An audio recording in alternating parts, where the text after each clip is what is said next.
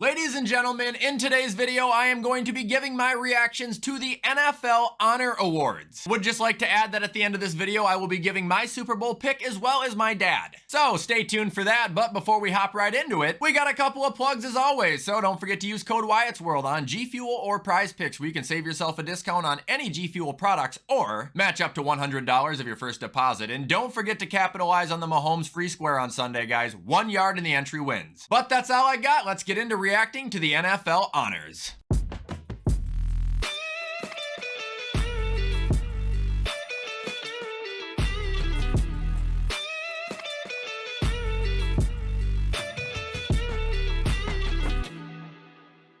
Alright, before we start this, I just want to let you guys know I'm going to be spending majority of my time reacting to the major awards. However, I am going to read off all the smaller ones now. So, the Bud Light Celebration of the Year went to Tommy DeVito. Ground Player of the Year went to Christian McCaffrey. Man of the Year was Calais Campbell. Assistant Coach of the Year was Jim Schwartz. The NFL Play of the Year went to CeeDee Lamb. The Art Rooney Award went to Bobby Wagner. Salute to Service Award went to Joe Cardona. Air Player went to Brock Purdy. Deacon Jones Award went to TJ Watt. And the Walter Payton Award went to Cameron Hayward. So congratulations to all the winners on those awards. And now we'll get into the guts of it.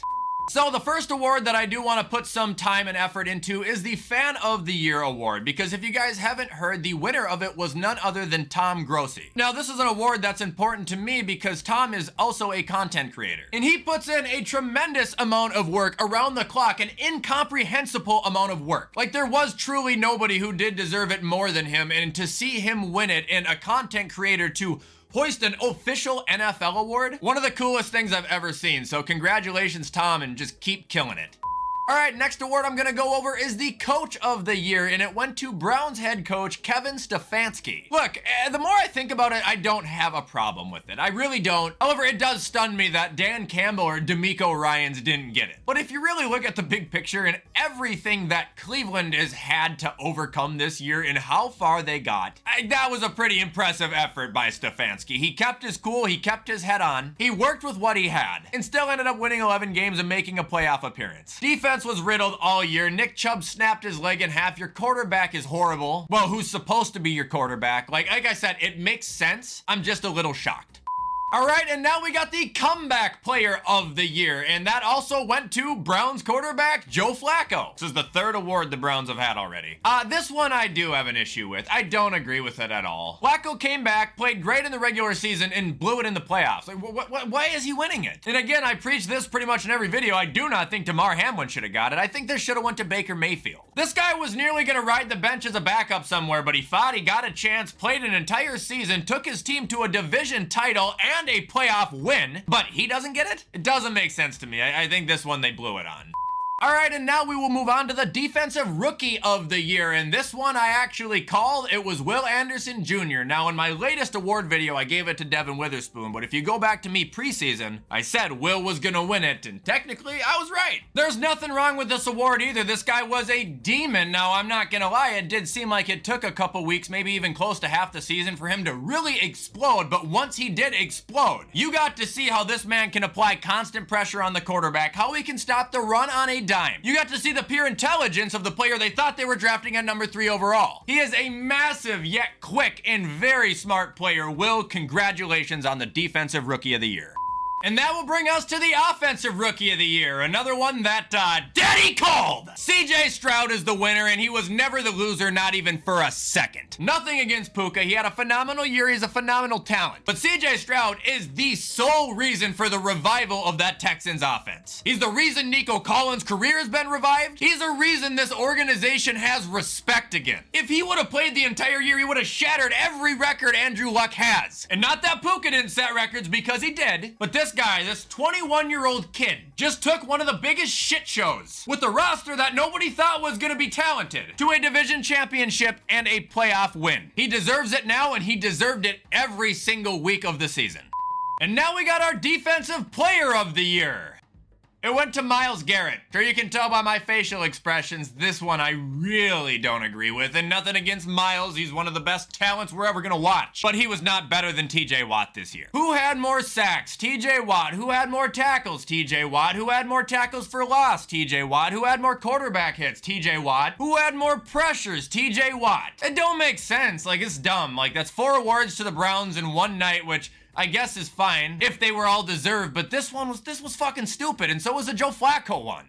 And now we got the Offensive Player of the Year, and it was won by Christian McCaffrey, and I can't remember if I gave it to him or Tyreek. Either way, of course, there's nothing wrong with this one either. He definitely deserves the award. This guy had over 2,000 total yards and 20 total touchdowns. Like, that is the literal definition of a Offensive Player of the Year. You know, it really does suck those 2 years where he was hurt majority of the time, because I feel like that's gonna severely hurt this guy's Hall of Fame chances, because he looks like a Hall of Fame running back when he's healthy. Always has, but you gotta ask yourself now, as I think he turns 28 or 29, how much longer is he gonna have? Congratulations though, Christian, definitely deserved it.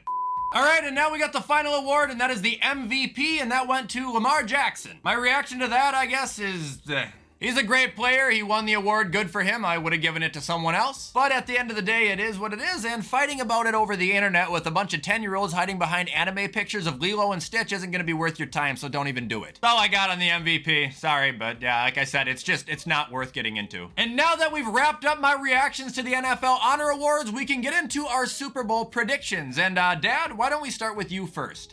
Your attention, please, Kmart shoppers. Yeah.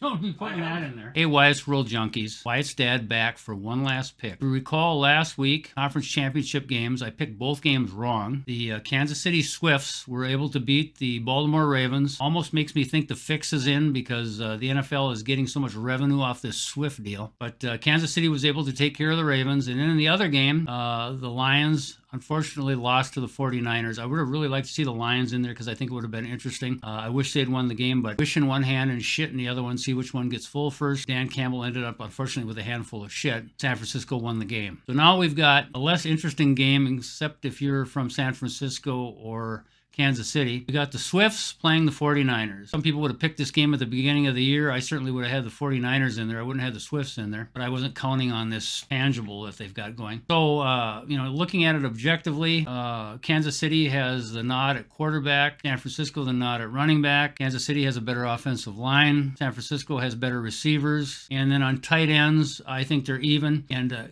Kansas City fans don't give me any crap about Travis Swift being better than Kittle, because they're equal as far as I'm concerned. Kittle's a good tight end.